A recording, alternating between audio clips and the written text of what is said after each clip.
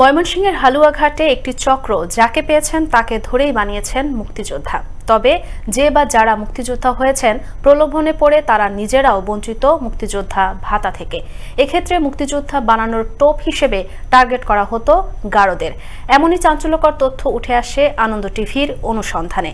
ময়মনসিংহ থেকে সহকর্মী ওমর ফারুক সুমনের ৩ পর্বের ধারাবাহিক প্রতিবেদনের আজ থাকছে দ্বিতীয় পর্ব।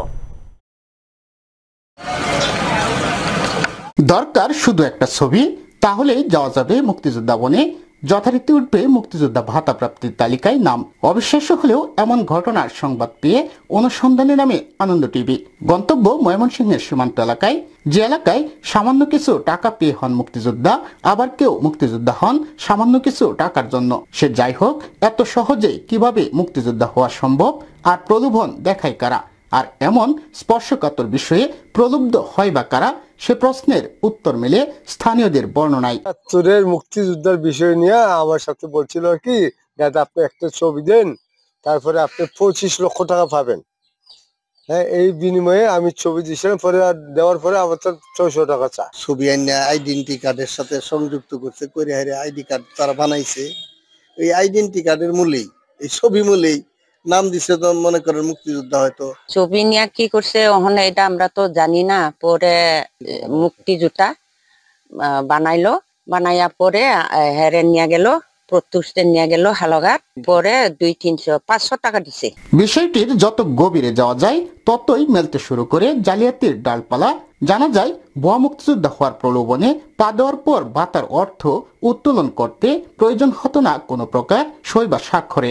একটি অসাধু চক্র সোনালী ব্যাংক থেকে অ্যাকাউন্টদারির নামে নিজেরাই টিপ সই বা স্বাক্ষর দিয়ে বছরের পর বছর তুলে নিত মুক্তিযোদ্ধা ভাতার নামে লাখ লাখ টাকা। এতে ভুয়া মুক্তিযোদ্ধারা হন প্রতারণার উপরে আরেক প্রতারণার শিকার। আমরা তো কিছুই দিছে না, তারাই টিপ দিয়াই তারাই টাকা তুলে। এইটা ব্যাংকের যুগ সাজেশনের কমান্ডাররা এগুলা হাতে টিপ দিয়ে টাকা উঠাই নিছে। ব্যাংক যে যারা এটার টাকাটা ডিলিংস করতো, তারাই অনেক সময় এই তাড়াহুড়া করিয়া তারাই টিপ টুপ দিয়ে দিত আর কি, যাতে তাড়াতাড়ি হয়ে যায়, তাদের পার্সেন্টেজটা হয়, এরপরে এটাতে বিষ যাতে না হয়। তাহলে ভাতার টাকা উঠিয়ে নিচ্ছেন কারা? সে অনুসন্ধানে সামনে আসে সোনালী ব্যাংকের সাবেক এক কর্মকর্তা সহ মুক্তিযোদ্ধা সংসদের প্রয়াত সাবেক কমান্ডার আমানুল্লাহ এবং উত্তর বাগাইতলা গ্রামের বীর মুক্তিযোদ্ধা পঙ্কজ রেমা আর জলজলিয়া গ্রামের বীর মুক্তিযোদ্ধা আব্দুল মজিদের নাম, যাদের বক্তব্য সহ এ প্রতিবেদনের প্রথম পর্বে প্রচারিত হয়। এমনকি ব্যাংক থেকে অর্থ আত্মসাতের ফুটেজও মেলে অনুসন্ধানে। এবারও অভিযুক্তদের বিষয়ে মুখ খুলতে শুরু করেন ভুক্তভোগী ও স্থানীয় বীর মুক্তিযোদ্ধারা। সৎ কার্যকলাপের সাথে কিছুটা সহযোগিতা তাদের ছিল। পঙ্কজ ছিল, আবার কয়েকজন আরো মুক্তিযোদ্ধা ছিল। হ্যাঁ, ওরা সহযোগিতা ছিল বাবার সাথে।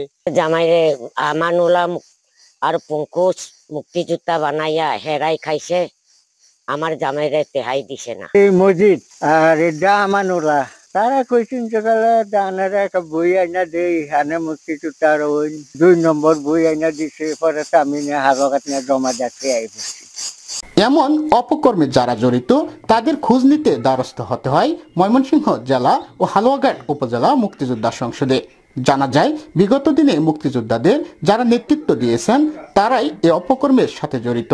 আর ভুয়া মুক্তিযোদ্ধা বানিয়ে ভাতা উত্তোলনের বিষয়টি সত্যতা নিশ্চিত করেন যারা মুক্তিযোদ্ধা সংসদ। ফলস মুক্তিযোদ্ধা বানায় মুক্তিযোদ্ধা ভাতা দিছে এতদিন, এবং তারা নিজেদেরকে মুক্তিযোদ্ধা বলে দাবি করছে, কিন্তু আসলে তারা অনেকেই সত্যিকারের মুক্তিযোদ্ধা নয়। যে বিগত দিনে যারা দায়িত্বে ছিলেন কমান্ড কাউন্সিলে, তারাই ওই ব্যক্তিদেরকে নিয়োগ দিয়েছেন এবং তাদের মাধ্যমে ভাতাগুলো মানে বিভাজন হয়ে থাকতো। একটি অসাধু চক্রের নেতৃত্বে গড়ে উঠেছিল মুক্তিযোদ্ধা বানানোর সিন্ডিকেট। গ্রামগঞ্জ থেকে সহজ সরল মানুষের কাছ থেকে সংগ্রহ করা হতো ছবি, আর সেই ছবি দিয়েই নিমিষেই বানিয়ে ফেলতেন মুক্তিযোদ্ধা। তাই সকল অপকর্মের বিরুদ্ধে সুষ্ঠু তদন্তের মাধ্যমে ব্যবস্থা গ্রহণ করবে সংশ্লিষ্ট কর্তৃপক্ষ, এমনটাই দাবি বীর মুক্তিযোদ্ধা সহ সচেতন নাগরিক সমাজের। ময়মনসিংহের সীমান্ত এলাকা থেকে ওমর ফারুক সুমন, আনন্দ টিভি।